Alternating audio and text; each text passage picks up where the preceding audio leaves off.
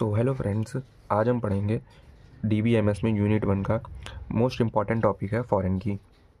तो फॉरेन की भी इम्पॉर्टेंट टॉपिक जैसे हमने पिछली वीडियोस में पढ़ा है कैंडिडेट की और प्राइमरी की, तो आज हम पढ़ेंगे फॉरेन की। तो आज ये इसकी डिफिनेशन देख लेते हैं। इट इज़ एन एट्रीब्यूट और set of attributes that references to primary key of same table और अनदर टेबल। इट मीन्स कि जो प्राइमरी की है वो एक एट्रीब्यूट से मिलकर बनी है या फिर 2 और 3 एट्रीब्यूट से मिलकर बनी हो सकती है।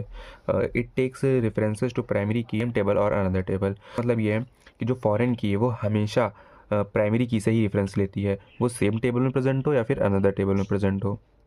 तो ये होगी इसकी डिफिनेशन। तो आइए आज हम समझ लेते हैं इसको। तो हमने एक टेबल ली है एम्प्लॉय नाम की और एक प्रोजेक्ट नाम की ली है। तो एम्प्लॉय में हमने एट्रीब्यूट ली है आईडी, नेम और एड्रेस। तो यहाँ पे हमने आईडी को बना लिया है प्राइमरी की। प्राइमरी की क्या होती है?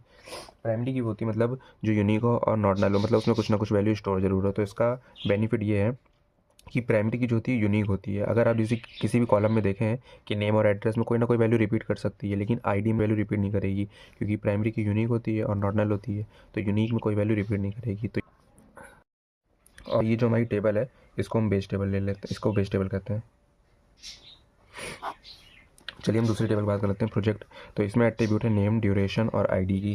अगर हम किसी भी दो टेबल को रिलेट करना हो, तो जैसे एम्प्लॉय और प्रोजेक्ट दोनों आपस में रिलेट करते हैं, तो इसमें दोनों टेबल को रिलेट करने के लिए, डिनोट करने के लिए, तो उसमें एक कॉलम सेम होना चाहिए। जैसे इसमें आईडी और आईडी दोनों में सेम कॉलम है, तो मतलब बाद में जैसे हम कभी इसको ज्वाइन करना चाहें तो ज्वाइन कर सकें इस कॉलम के। तो यहाँ पे हम आईडी को फॉरेन की मान ले लेते हैं। तो ये फॉरेन की किससे रेफरेंस ले रही है? प्राइमरी की से, जो इधर आईडी में है। तो ये हो गई हमारी। तो ये जो रेफरेंस हम लोग ले रहे हैं फॉरेन की में, प्राइमरी की से रेफरेंस ले रहे हैं। तो रेफरेंस लेने की ये मतलब है कि जैसे हम लोग नए नए नेम जो इंटर कर रहे हैं, एड्रेस इंटर कर रहे हैं, तो इंटर कर सकते, कोई दिक्कत नहीं है। लेकिन अगर हम जैसे इसमें इंटर करना चाहें, कोई भी रोल नंबर, कोई भी आईडी इंटर करना चाहें, जैसे हमने इंटर कर दिया, ये इंटर कर दिया, तो क्या हम इंटर कर सकते हैं? ये नहीं इंटर कर सकते हैं, क्योंकि पहले जो प्राइमरी की में इंटर हो, प्राइमरी की में ये आईडी प्रेजेंट होनी चाहिए, तभी हम उसको इसमें प्रेजेंट कर सकते हैं।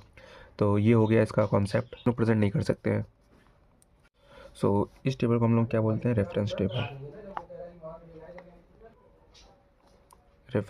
Referencing table. और इसको क्या बोलते हैं? Referenced table.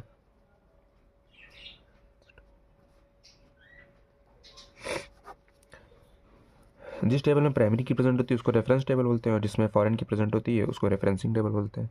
तो ये सिंपल सा कॉन्सेप्ट था फॉरेन की का। आई होप आपको वीडियो अच्छी लगी होगी।